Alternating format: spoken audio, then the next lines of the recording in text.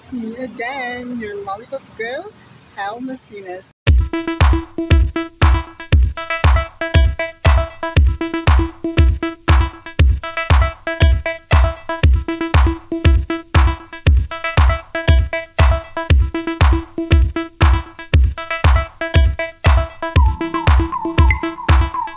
And for today's video, yes, it's vlog day again! At dahil araw ng mga patay ngayon, mga taong patay na patay, sa mga taong wala namang pakialam sa kanila. Eme! Dahil araw ng mga patay ngayon, and at the same time, it's birthday ng bunso naming kapatid. It's Joseph, and he will turn 50 today kung nabubuhay lang siya. So, yeah, we're here at Sipakat Camarines Sur to celebrate his birthday. And we're here at yes, J-Bo.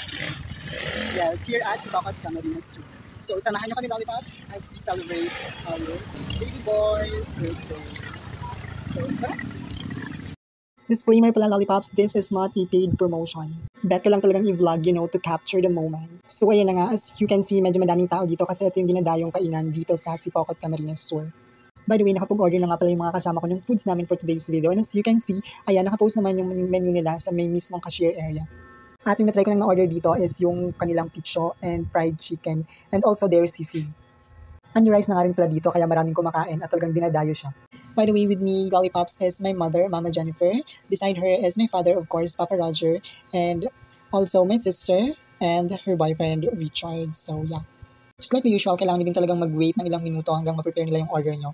And yes, as you can see, yes, ready na ang foods namin for today's video. By the way, Lollipops, pare-parehas na pala yung order namin, ayan. So, we ordered picho for today's video. So, yes, para walang samaan ng loob, ayan, pare-pareho lang ng order ang personification. Shoutout nga pala kay Kuya, thank you for serving the right order.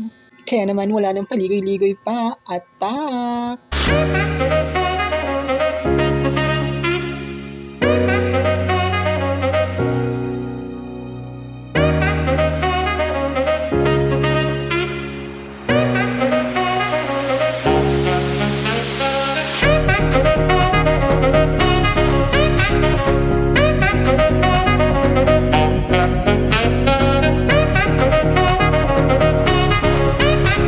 At ayun na nga, as you can see, umorder din pala kami ng sinigang at yes, ang sobrang sarap ng sabaw niya, Lollipops. Sulit naman yung bayad, yes. At ayan, dahil may sinigang na at meron na tayong sabaw, nagsimula na nga din kumain ng abab, yes, Lollipops. Hindi ako masyadong nakakain that time kasi nga bagong bunot ako ng ngipin, yes. And guess what? May lang ngipin yung binunot sa akin. Tatlo, Lollipops, iyak ako ng malala. And yes, Lollipops, that's the day after babunutan ako ng ngipin, kaya fresh pa talaga yung sugat, Lollipops. Hindi pa ako makakain ng maayos, kaya naman kailangan ko lang talaga ng sabaw-sabaw, ganun. Kaya naman, yes, it is na take out ko pa yung pichu ko dyan, Lollipops. Kasi naman, struggle talaga sa akin, Lollipops, na kumain dyan. For the lunok-lunok na nga lang ako, hindi na akong ngumunguya eh. Anyways, ang importante naman is busog ang mga kasama ko, Lollipops. Busog ang buong pamilya, ganun. Tapos nga namin kumain, Lollipops, dumiretso kami dito sa Socio. Oo, isa itong kilalang store dito sa Sipakat Camarines Sur. Pili nga lang kami ng ilang groceries. At bumili kami ng kandila kasi didiretso nga kami, dadaan kami ng sementeryo bago umuwi ng bahay, ganun. Bumili nga din pala ng cake yung kapatid ko kasi nga mansari daw nila kinabukasan. Sana all. At hindi pa nga nakontento ang mga persons at tumigil pa nga sa my Franks kasi umorder ng buy one take one na sulit cheeseburger o Lollipops. Hindi ko alam yung order yung bili nila. I think 5 order yata yun if I'm not mistaken. Yes, shoutout naman kay Kuya Jeffrey, oo. Nakilala namin siya, na-staff na siya ng Frank's Burger and that until now, yes, nandito pa din siya. I will not deny the fact na Frank's is one of my favorite burgers din naman. Kaya ganon. Actually, fun fact about me, kaya ko sigurong umubos ng 2 order ng sulit cheeseburger basta Frank's. Ganon. Kaya naman nakapag-order din talaga ako dito since wala din akong masyadong makitang Frank's Burger sa Laguna namin. Magkabigay nga ng order, gumora na naman ang mga person, ayan, for the rides na ulit.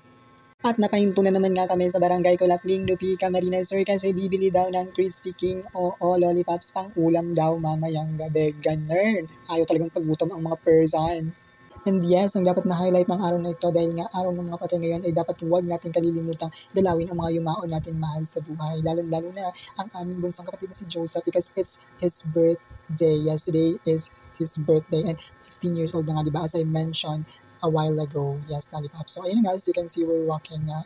At yes, sinamit na namin kung nasaan sila.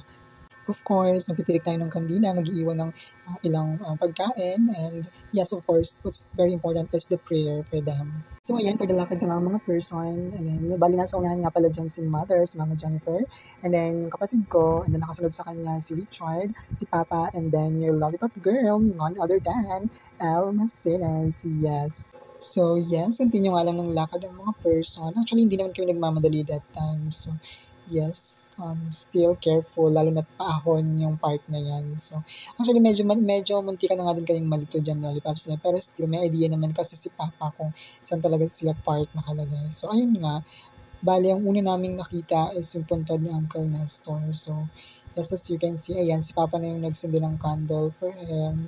And yes, nag-iwan na din kami ng at least cupcake and candies or chocolates for him. So pagkatapos nga namin sa puntod ni Uncle Nestor, ayan, continue na kami sa paglalakad para hanapin naman yung puntod ni Mang Ikay and ni Pang Ando together with our baby boy, our birthday boy, Joseph. Yes, so as you can see, ayan, nakarating na kami.